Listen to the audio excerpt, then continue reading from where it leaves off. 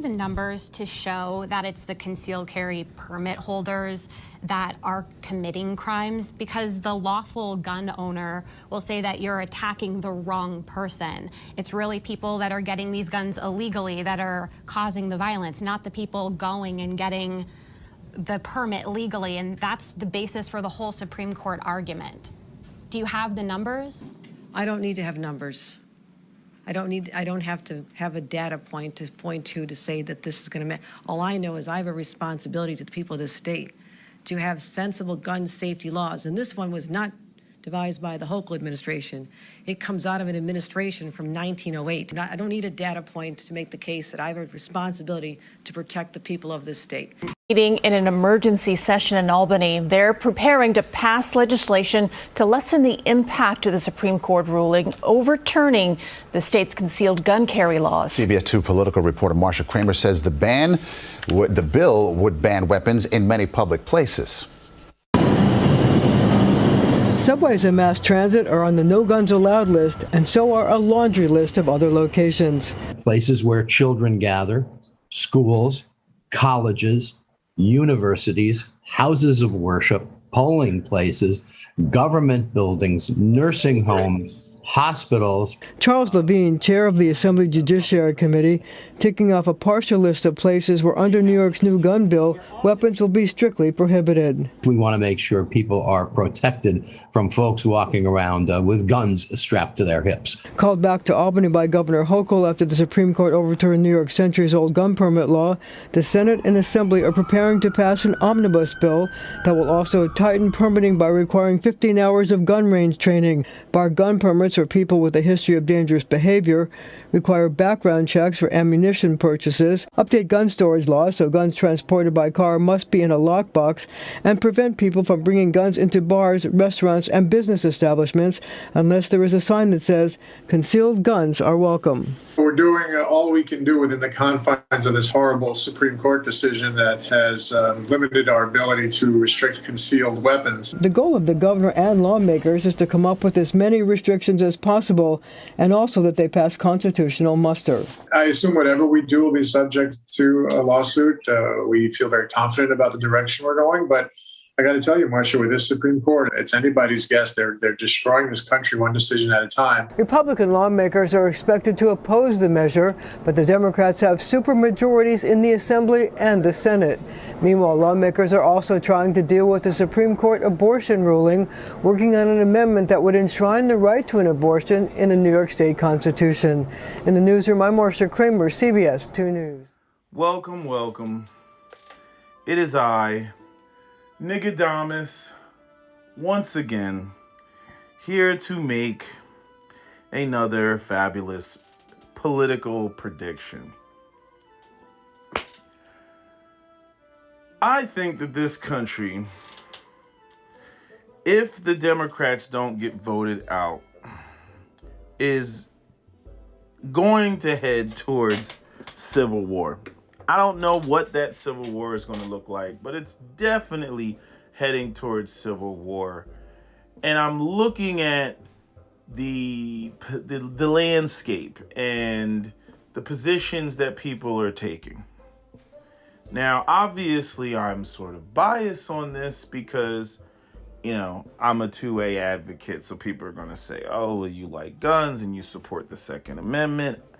I don't understand how any black person can't support the Second Amendment. I was listening to Dr. Boyce Watkins and Dr. Claude Anderson, and Dr. Claude Anderson was like, black people should be able to run around, you know, with tanks, you know, given the history and bloodshed against black people in this country, which is what Clarence Thomas cited in his majority opinion, in the New York v. Bruin case. But you already have a situation where black people, even before all these two rulings, the Roe v. Wade and the New York v. Bruin, black people were already disheartened and disgruntled with the Democratic Party and the lack of focus on us and our issues and the, you know, putting everybody else in front of us, the LGBT community, the Asian community. We got to come up with Asian hate bills. I'm not saying anything I haven't, said already, but I'm saying you have that ding against the Democratic Party. Then on top of that, you have this war on masculinity, which is affecting men across the board, both white and black. I understand in America we have this tumultuous history of race relations in America, but when it comes to the things that American men, both white and black, are sick and tired of, that is the area where there's essentially no disagreement. Okay? That video clip of that woman who, I guess the guy brought McDonald's for his child and she had 3 other children. Even white men are making videos about that. And I'm just like, oh, buddy. But again, black men don't have anything to do with the negative reputation that a lot of sisters have. They do enough damage with that on their own. But obviously we have this gender war, and I mean, we talk about the black gender war a lot, but nobody really talks about the white gender war and what's going on in the white community, and the fact that us being black, most of us can only observe and assume, and we might be close, we might have 75% accuracy in what we're saying, but again, we're not white, so we can only speculate what's going on in the white community. But I definitely see that the Democratic Party has pretty much completely alienated men. And I think that that's going to cost them in the midterm elections and the next elections. Again, if I have to put my money on anything, our next president will be a Republican president. It's just what it is. And so for the black people who feel some type of way about that, you need to hunker down. You need to prepare yourself for that moment because it's coming. But there still is a growing number of African Americans, namely the men, who are walking away from the Democrat plantation. That does not mean that we are walking into the loving arms of the Republicans, because that's not what it is. Because, again, we haven't demonstrated that you have to earn our vote. So until we do that, we are going to face a lot of the same problems. But I'm saying there's already a significant portion of African American men who have walked away. As it pertains to the New York v. Brewing case, I'm looking at all these arguments that are being presented by the left and what they're trying to do. And this is where I think, I'm like, damn, like there's really no respect for the institutions anymore. And that's on both sides. You saw this with January 6th and the conservatives storming the Capitol. And now you have the liberals that the Supreme Court said, hey, you can't keep violating people's constitutional rights. This is what the Second Amendment is. You have a right to defend yourself and protect yourself. And New York's like, we don't care. The liberals are like, we don't care. And, the Supreme Court said that, that there's no, basically and this was already stated before, Ruth Bader Ginsburg said this a long time ago, that there's really no underpinnings with the Roe v. Wade. Now, personally, as much as I don't like the concept and the idea of women fighting to be sexually irresponsible, which is hilarious in the face of women screaming equality and why they should be in leadership positions. And I'm like, you want to be in leadership positions and you want men to respect that. And here you have a whole bunch of women running around fighting for the right to be sexually irresponsible, right? Claiming that somehow the only way that they can, not be oppressed is they have to have the nuclear option of terminating a pregnancy. I throw my hands up at that. But personally, if I was the Supreme Court, I would have left that. I would have left that alone. That triggers too many people. But at the same time, I look at these women that, are jumping up and down about it, and even some men. And I'm like, you had 50 years to get some laws through to protect that or reinforce it. You know, it's like somebody going on the, buying a mattress, putting it on the roof, and they don't even have any bungees, and then they decide that they're going to drive down the highway at 70 miles an hour. I'm like, that mattress is not going to stay on the roof. And that to me was Roe v. Wade. Because when you look at the facts, again, there's no context for a right to abortion, and stuffing it underneath the Fifth Amendment and the privacy clause, that it just doesn't make sense. It needs its own category. I'm not against it having its own category, but it needs its own category for the legal system to make sense. Based on, again, I'm not a lawyer or a judge, based on how they organize things. It doesn't have a legal underpinnings. It's like they just wanted the Supreme Court to come through and just make a ruling, right? Which the irony of that is that's what they're bitching about. The left is bitching about when it comes to the New York v. Bruin. Now, in my guesstimation, I think that there's a lot more people who are for armed self-defense, especially with the rise of crime that liberals have struggled to handle, especially ever since, I'd say, George Floyd. But I mean, let's face it, the reality is they never really handled it.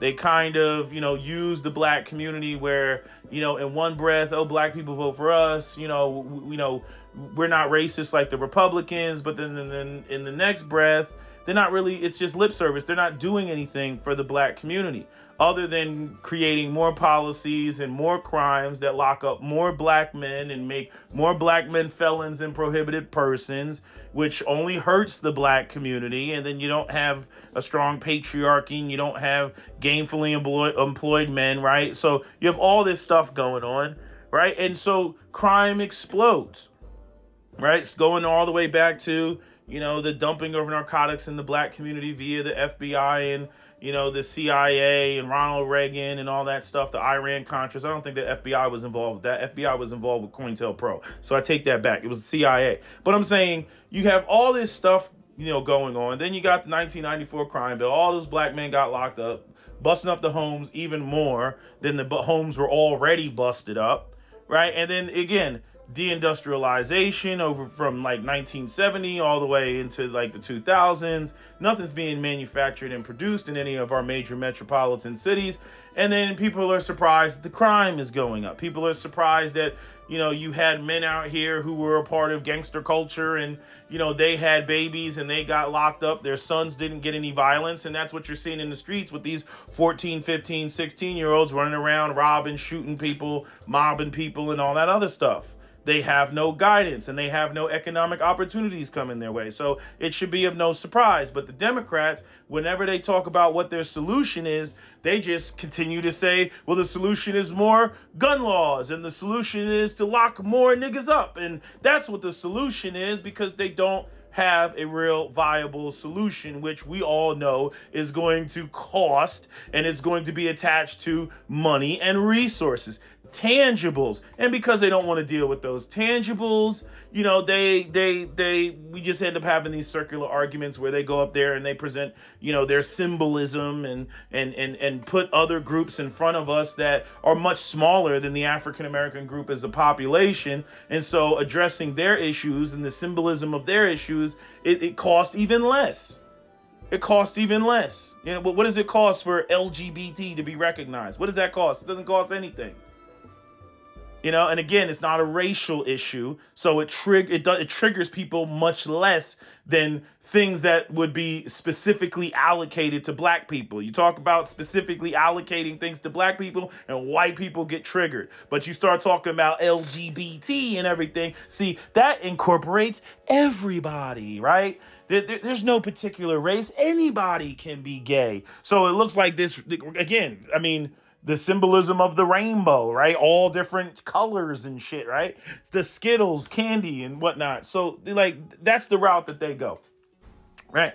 But none of the problems that the black community has long been faced with and things that haven't been corrected due to what was done to the black community, redlining, blockbusting, urban renewal, eminent domain, denial of FHA loans, discrimination in housing and all that stuff. the driving highways directly through the business districts of black communities. I mean, all this stuff that we've talked about, right? They don't want to correct that. No part of America wants to correct that. No part of white America wants to correct all the stuff all the policies that were put in place and all the things that were done in the past that negatively affected the black community and still reverberate to today. So in my opinion, the black community doesn't have a party. But without the black community, the Democrat Party can't win. Asians are not a loyal voting bloc, even though they're a minority. They lean, a lot of them, because they're involved in small businesses and stuff. They lean Republican. Hispanics also are another group that lean Republican. And many of them are like pseudo white people or think of themselves as white people. Again, nobody wants to be associated with black people. So, in terms of a voting bloc, Democrats have a real issue on their hands. Because, yes, black people will vote for the Democrats and Democrats will get their votes. But black people as a population don't have any real resources, no industry, nothing to really back them. That's why they get backed by their white liberal overlords that have all the money in the background, like George Soros and all that other shit. That's why that goes on. But so if you don't have the black vote and then you've alienated pretty much all of the men, then what are you left with? What is the Democrat Party left with? And see, the New York v. Bruin thing, in my opinion, that's a very hard sell. What all these blue states are doing, California, everything. Crime we see it all over YouTube, all over the internet. You see, everybody's got cameras everywhere. You see it on the rings. You see it on, closed circuit TVs and whatnot. Security cameras, all that. We see all the crime. And that makes people a little bit unnerved, right? We know the economy is bad. You got gas prices sky high. You're at the tail end of the pandemic, right? The race relations are terrible. George Floyd, all that stuff. So everybody's on edge. The Democrats, with all their COVID policies, they let the bottom fall out. And so now, the crime, not only did the bottom fall out, but the bottom fell out on the tail end of the issues that they were already ignoring and never addressed, despite the fact that they always would say every election that they were going to address these issues. And as of late, if you really look at it politically, they don't have anything for black people. It's simply don't vote for the other guys because they're racist or they're more overtly racist than we are. And then, once the Democrats get in, they turn around and give you their ass to kiss. So I'm saying, looking at the New York v. Bruin case, I'm like, some of y'all are really underestimating how much, in my opinion, that's going to push a lot of people over the top. And in come November and come, the next election cycle, they're going to go Republican. Because, just the lengths to which they're going, it doesn't even make sense anymore. It's almost like arguing with, feminist women. It's like, yo, bro, what you're saying don't even make any sense. Just like that clip at the beginning with, and we're going to try to make, the Supreme Court already said, look, you can't make all of New York a safe space. They're like, hey, fuck it. We're going to try to do it anyway. We're going to go over here and we're going to try to do it anyway. We're going to bar law-abiding people who have not demonstrated any propensity to violence. We're going to bar them from having firearms to protect themselves, despite the fact that violence and crime is out of control. And we really, don't have the ability to protect the population, nor do we even have a duty to protect the population. Warren v. District of Columbia. And if we don't protect the population, you can't sue us for not protecting the population. Going back to what you see with the Uvalde police. So people are really sitting down. Again, in my opinion, the tides have shifted. People are really sitting down and they're saying, hey, you got, and mileage may vary. You got people that are like, they want, every gun available to them, the AR-15 plate carrier types, which I'm a part of that group. And then you got the other people that just like, hey, man, I just want to carry my LCP2. Which is like a 6-shot 380 or something like that. Right? Is that one a 9mm? I think it's 380. right? I want to carry my Ruger LCP too, right? So you just got people that is like, hey, I just want to be able to protect myself. I don't want to end up like that that brother that was going to culinary school over there at Lincoln Park and literally have somebody try to take my life and shoot me 3 times. And I have, no real ability. I mean, don't get me wrong. He was brave and fighting back. You know what I mean? But he lost that one. And not only that, lost his leg. It's terrible. But, I mean, in my opinion, I'm like, Democrats are going to lose this. And I was thinking the other day, about all this talk about toxic masculinity and, the stuff that they try to do with Bushmaster, and what the left tried to say. Again, this goes against PLACA. PLACA is basically a law that was devised back in, I think, 2005 to stop frivolous lawsuits against the gun industry, right?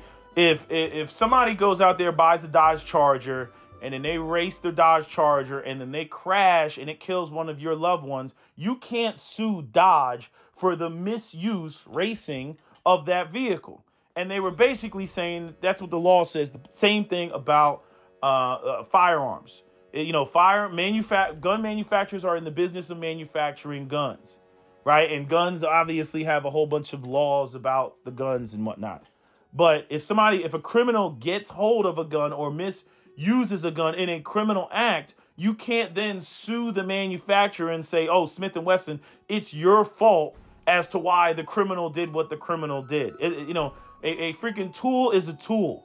If somebody goes, there's people who are bludgeoned to death, they go and, I mean, like hammers. How many people have been bludgeoned to death with a hammer? Do people then run off and say, I'm going to sue Harbor Freight because my loved one was killed with a hammer and that hammer came from Harbor Freight? No.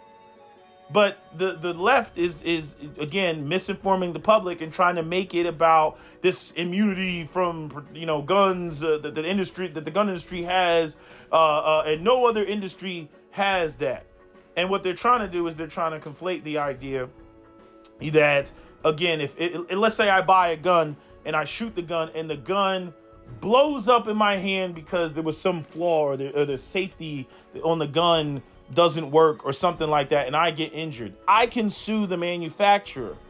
But what I can't sue the manufacturer for is if I was misusing the gun. Like if I took a AR-15 and then I put 300 blackout in it. If I took a 5.56 AR-15 and I put 300 blackout and I chambered it, which is a 30 caliber bullet as opposed to a 22 caliber bullet, and fired it and the gun blew up, that's because I was misusing the firearm. I put the wrong caliber of bullet in the chamber. It's too narrow. Bullet can't go down there. So all that back pressure, kaboom, the gun's going to blow up in my face. I can't sue the gun manufacturer for that. You see? But that would be, again, if there was a faultiness, if the gun was faulty, if a vehicle is faulty, like remember when they had that Firestone shit with the tires, the Firestone tires, and that whole family that got killed that was going down the highway and the tires like tore apart and then the car flipped over and then caught on fire and everything else. Yeah, Firestone got sued for that because they produced a faulty product. But guns are designed to kill people. That is what they're designed to do. But again, it depends on who's using it. It depends on, people say, well, it's kill people. Yeah, I'm trying to kill the person that's trying to kill me. Yeah, I'm trying to defend myself, and if I defend myself and in the process end up killing somebody else, well then, then they made that choice. I didn't make that choice. They're the ones that kicked in my door and showed up at my house at 3 o'clock in the morning. What do you think? Somebody breaks in your house and they're there to give you hugs and kisses? I've seen that silly ass nonsense in the UK, like all this, if somebody breaks in your house, you can't fight back. What type of bitch ass shit is that? But anyway, I'm saying, what was the other point I was going to make about, the whole masculinity thing? So with the whole Adam Lanza thing, they tried to sue, they sued, and they did win because of some advertisement that was like, your manhood card has been, your manhood card has been reestablished or something like that.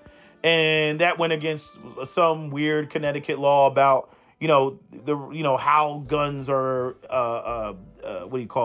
advertised to the public, right? Even though I don't think Anna Lambs saw that had anything to do with it, but it was like a backdoor way of the Sandy Hook families, suing Bushmaster. But, I was thinking about like things like constitutional carry, and I was trying to figure out when constitutional carry started. Let me figure that out. Constitutional carry started. I want to say it was after Sandy Hook. Governor Bill 2001 allows. No, what was the first state to have constitutional carry? Let's see that. First state with constitutional carry. What was the first state? Because all these things are recent. Vermont for decades, the only state to allow constitutional carry of a handgun. Wait, let me see this. So Vermont was the first state. Right to carry started in 1986. You can go on Wikipedia and pull it up. Just type in constitutional carry, and it'll pop up. But I'm pretty sure that the constitutional carry did not start until after Sandy Hook. 2014, 2020. I gotta look at the states. I know I'm interrupting the video because I shouldn't be doing research right now. But I'm pretty sure most of the constitutional carry states didn't start until Vermont was the first one, but it didn't start until the other states didn't jump on board until after Sandy Hook. And then all these constant encroachments on the Second Amendment by the left. And then it didn't help when the whole George Floyd thing popped off, and then, people were, protesting / rioting, looting, and then, obviously, even though there's white suburban kids out there looting and whatnot, the media is, Fox News up there just showing you black faces, making it thing like, oh, see the blacks, there's retaliation for slavery. Oh my God, clutch your pearls, right? So there it goes. So white people went out there and bought a whole bunch of guns. So there was an aspect of that. There was an aspect of racism in there, but there was also the aspect of, there was sort of, anti-masculinity, anti-toxic masculinity, so to speak. And how do I want to say this? I do think that there is an element of men gravitating towards firearms today, not just because of the crime and shit on the rise, but also because they see it as a symbol of masculinity. I would not disagree with the left on that point. But I'm saying what pushed them in that direction. In other words, what pushed everybody in the direction of constitutional carry? Like, in other words, how do I say this? I'm saying in other words.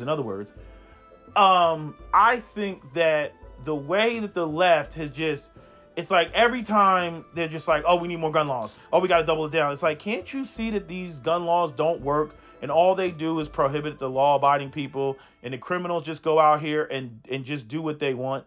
You're not, this isn't Minority Report. You're not going to engage in thought crime. You're not going to be able to shut it down, right? So I'm saying, perhaps we should re-examine concealed carry, essentially what the Supreme Court did. And they're like, no. And so the further they encroached on the Second Amendment rights, the looser the gun control laws got in conservative states. Honestly, in my opinion, had the left not pushed so hard in the extreme direction, conservatives wouldn't have tried to open up and constitutional carry and everything else like that, because none of the conservative states, none of the Republican states were advocating for or pushing for constitutional carry, or basically you can have whatever you want, right? And you can have whatever you like, right? That highlights how old I am. But anyway, right? You can have whatever you like. That didn't happen until the liberals that are, especially in blue states, would double down and quadruple down on more gun laws. Like example, Governor Murphy of New Jersey, since he's been in office since 2018, he has put forward 3 gun control packages. 3. It's like every session, it's like, oh, we gotta have more gun control. Oh, we gotta have more gun control. Oh, we gotta have more. I'm like, people can't even carry in the state of New Jersey. Most of the guns are coming from out of state. the pipeline, and they, come up north and everything because they fetch a higher price because, people can't get guns. So they get them from Pennsylvania, they get it from Virginia, all these states, right? But notice the crime's not going on in those states like that. Why? Because, you'll get shot back at. Same thing in Florida. You'll get shot back at. The type of stuff that you see going on, the sort of like strong arm robbery. Like, if I was a criminal, I would want to be a criminal in New York. I would want to be a criminal in Texas. I would want to be a criminal in Florida. I would want to be a criminal in Georgia, because the chances are I might just get shot back at. Again, ain't no fun when the rabbit has the gun. So, I just look at it and I say, I'm like, y'all going too far. And the right is going in the opposite direction. But in my opinion, a lot of what you see on the right is more reactionary than them, initiating anything. Especially as it pertains, to the Second Amendment. Because the left wasn't up there, pushing all this other people's sexuality on people. They weren't pushing it on kids. The left wasn't running around. The right wasn't running around screaming, that, you're transphobic if you don't want to get with a man masquerading as a woman. The right wasn't the one that was running around attacking manhood. The left was up there, just bolstering, feminism, to the nth degree, to where, yes, and women and LGBT, they get what they want, and black people sitting there with their hands up like, hey, what about us? We helped you get in. Hello, over here. Hello. Nope. Can't get any response. We'll get back to you. So I'm looking at all of it, and I'm looking at my Niggadamus crystal ball, and I'm saying to myself, I'm like, yeah, right. So we got the tide is shifting on gun control, right? Because crime is bad. People want to protect themselves. The black community is fed up with the Democrat Party, right? You have the people on the right that stormed the Capitol, right? They got their issues. You got the attack on masculinity, which is only coming from the left. It's not coming from the right. Give me one example of the attack on masculinity, right? And notice, the big problem is everybody wants responsible males in a society. They all want responsible males in a society, but nobody really supports men being responsible connected to leadership. That's sexist. But we want to just give you the responsibility. And in fact, I'm like, that's never going to happen. You're not going to be able to sell that.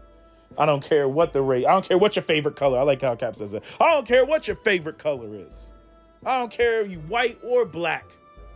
You know what I'm saying? At the end of the day, men are not going to co-sign that. I don't care what race they are. They're not going to co-sign that. Responsibility in a vacuum, devoid of leadership. I'm like, good luck with that shit. And I'm saying I'm like, black men are leaving the build. I'm telling you, come November, you're going to see a huge dip. And come the next election, you're going to see, I'm telling you, the Republicans are going to get 20% of the black vote. I'm telling you, 20%, maybe even 21% of the black vote. They're going to get it. And the left, I don't know what they're going to do. I can already hear Bill Clinton talking right now saying, I already told you to leave the Second Amendment alone. You're alienated, law-abiding citizens. He's been telling them that. Because after that 1994 shit, he lost a whole bunch of seats in the Congress and I believe the Senate. They lost a whole bunch of seats with that 1994 assault weapons ban. It's like over time, it's like, no. Y'all messing with my stuff now. And I'm like, it's going to happen. The freaking Democrats are going to go off into obscurity. And again, in my opinion, they don't have a strong foundation, because the people that all these like snowflakes and stuff, it's like, and this is what pisses me off about being African American.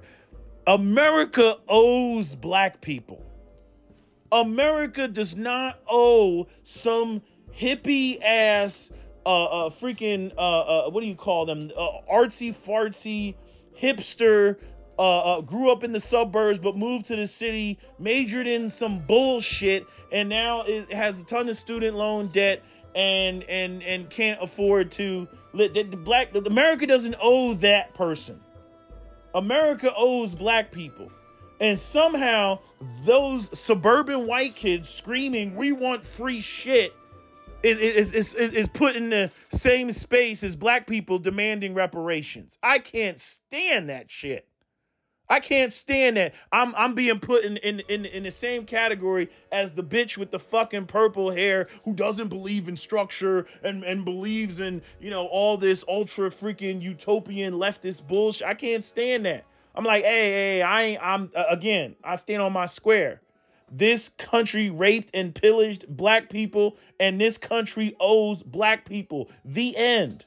I'm not getting into, changing the dynamics of family. I'm not getting it. And again, this is coming from an atheist. This is coming from somebody who I don't even need the magical spiritual sorcery to justify what I'm saying. I don't even need that shit. I'm not looking to topple the entire system and tear it down. I know that some of the ultra pro blacks, they'll get upset with me saying that, but I'm not. All I want is some economic opportunities for black people so that we can have a greater participate in the middle class or upper middle class lifestyle.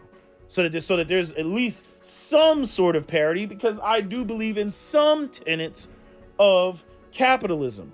Now, I actually do agree with, what's his name? I just posted a video of him the other day. I can't forget the white guy's name, but where he pointed out that what we need a degree of democracy in the workplace, not just democracy politically. Because if you don't have democracy in the workplace, then you end up with a handful of people at the top of the company who all the profits go up to, and they make decisions that, again, cater to shareholders, and don't cater to the people that are working for them. And then you end up with all these people that are working for these companies that can barely survive. And so if that just keeps going on for, as long as it's been going on in America, you end up with this wealth disparity. Those that have money who can make money by flipping money and all that other stuff. And then the people that are working the 9 to 5 and they can't even maintain a basic standard of living, which is in part why you had a lot of these white folks. And yes, there's some racism baked in there. We want to go back to the days when Negroes, they had to be, they knew their place. Yeah, that's in there too. But you can't get so stupid with it that you don't recognize that they also want to go back to a time where there were unionized jobs. And it's weird. They're funny with that because they don't like unions, but at the same time, they want men to somehow magically have unionized wages without being unionized. Like, doesn't make any sense. But anyway, a time when, you could graduate high school and you could support a family. You could go and you could get a job and buy a car and have a stay-at-home wife and support a family. Those days are gone. And so I do get why they said, make America great again. Take us back to the time when America actually had a manufacturing base and those jobs paid damn good wages. With those damn good wages, you could buy a home, you could live in a nice neighborhood, you could send your kids off to college and et cetera, and so on and so forth. The irony is that those children that went to college, that had fathers that worked in factories off of unionized wages, went to college, got their advanced business degrees, and then decided to literally destroy the very foundation from which they came, which was from blue collar, working class, unionized wages. They gutted that shit. So everybody's sitting around where now you got these rich people in New York that are like, oh, we don't like guns. We don't want guns and this, that, and the third, because, yeah, they recognize there's too many poors. There's too many poors. And if we let the poors have guns and we're sitting here rich and wealthy, with our, huge multi-million-dollar, condos and apartments sitting around Central Park, then revolution is right around the corner. I think it's a lot of smoke and mirrors, for the left to say, oh, we don't want guns because, the people on the right and they're racist and they're in the Klan and they're neo-Nazis and Richard Spencer. Yeah, I'm like, yeah, there's some truth to that, but I put classism way before that. I'm like, nah, y'all again. And it's not just the left, it's also those on the right too. They just make less noise. But I'm saying in terms of the economic disparity in this country, I'm like, yeah, y'all motherfuckers keep that shit up and you will have revolution on your hands. Now, I don't know what that revolution is going to look like, whether it's the Bolshevik revolution or some shit. I don't know what it's going to look like, especially be it the fact that America is not a homogenous society, which is what you see when you look at other groups that have revolutions. They tend to be homogenous societies. America's got all different type of factions. You got Latinos, you got white people, you got black people, you got Asians, who's going to go where? Who's going to go to what side and what position, and how's that going to play out? And then when all of that is over, right? And let's say, the government bendeth thy knee, who's going to be the one that's in the position of power? Because even I would dare say that, with some of the way that these Republicans think and, with their, white nationalist perspective, I wouldn't want to live in their America. Right? So what's it really going to look like? And this goes back to another reason why I strongly advocate for African Americans to arm themselves. I strongly advocate for that shit. Because, again, not being prepared in a situation like that, that's a mistake that you only get to make once. There are no do-overs. So, I just look at us sometimes and I'm like, I don't know where this country is going, but you niggas ain't prepared. I'll tell you that much. You ain't prepared. On top of the backdrop of whatever's going on with Russia and Ukraine but I'm just saying, there's a lot of shit going on in the world right now. So anyway, that is my Niggadamus prediction for today. So that's all I gotta say. That is my video. SWP out. I think I covered all the bases. Yeah, that's my stream of consciousness. SWP out.